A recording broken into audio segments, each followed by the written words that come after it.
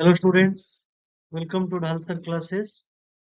हम लोग previous lecture Michel Foucault से शुरू किए थे, जिसमें हम लोगों ने नॉलेज एंड पावर की बात किया था। So today will discuss about the discourse, जिसको आप हिंदी में विमर्श कहते हैं। तो basically discourse as a post modern concept, एक उत्तराधुनिक समाज की जो कंसेप्ट है, it relates with the idea of debate and discussion, और जिस माध्यम से अपनी बात को पब्लिक या समाज के सामने रखना। Why? Because the idea of power, knowledge, truth, ये सारी चीज को अगर समझना है, शक्ति, ज्ञान और सच्चाई या सत्य को अगर समझना है, तो हम एक डिस्कोर्स के माध्यम से समझना है। तो बहुत सारे हम लोग टेक्स्ट बुक जो पढ़ते हैं या टेक्स्ट में जो लिखा हुआ है, मैथोलॉजिकल टेक्स्ट या किसी भी टेक्स्ट बुक में, तो बहुत सारी बातें को हम ठीक से नहीं जान पाते हैं, क्योंकि हम लोग उसको डिस्कोर्स या विमर्श के तरीके से नहीं समझते हैं।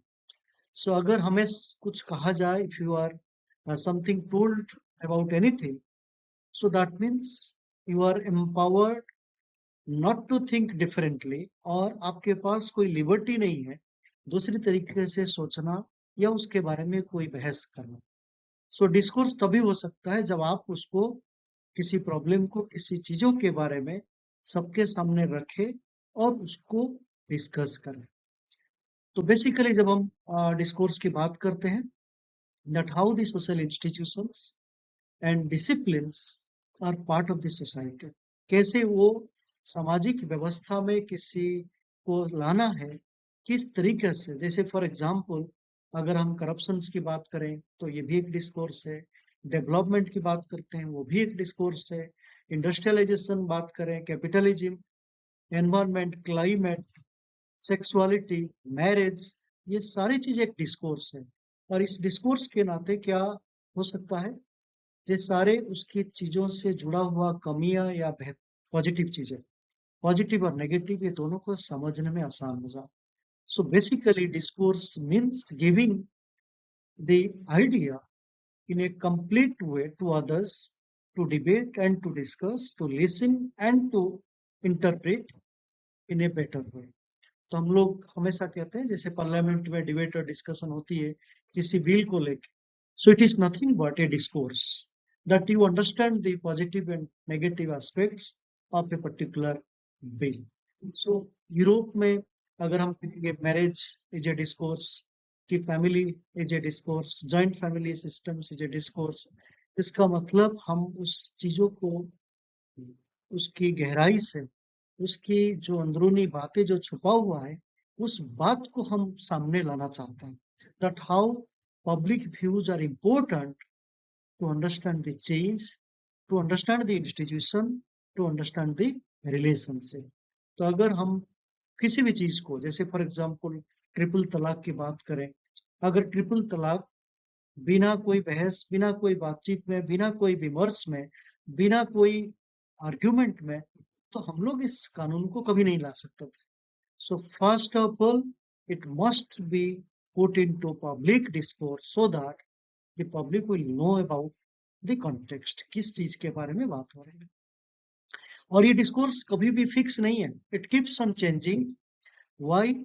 Because the society sometimes, within the discourse there are new things comes out, so we find some new things out of that old discourse, so we keep on doing that.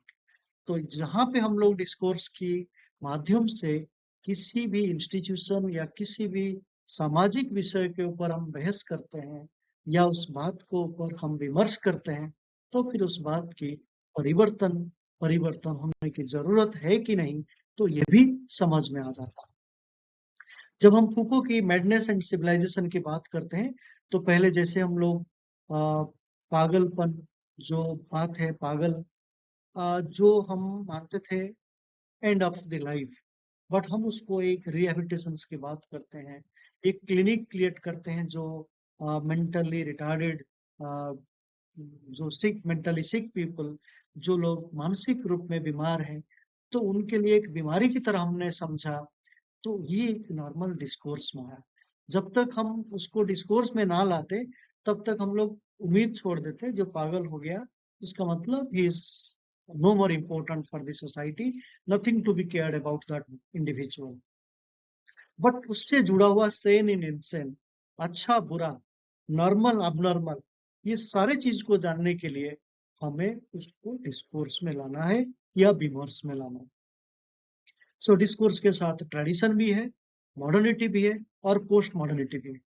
सो इसका मतलब बहुत सारी चीजों को हम जैसे हम लोग अपनी पारंपरिक तरीके से जो फेस्टिवल्स, जो फैमिली की वैल्यूज की बात करते हैं, तो उसको भी हम क्यों इसको एक्सेप्ट करते हैं, because there is a discourse, people accept it.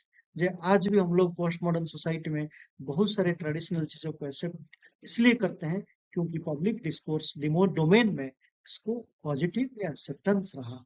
जैसे हम लोग बड़ों की रेस्पेक्ट करना, बड़ों की पैर छूना या किसी फंक्शन में अपने आप को पार्टिसिपेट करना, तो ये सारी चीज ट्रेडिशन से जुड़ा हुआ. But despite of the traditions, the discourse out of that is positive, which is required for the betterment of the society.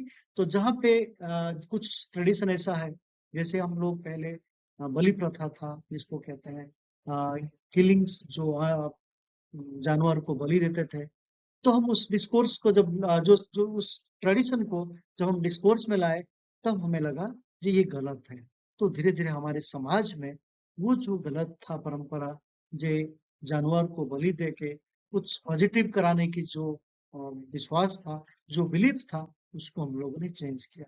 So that means the tradition related to the killings of the animals for any benefit.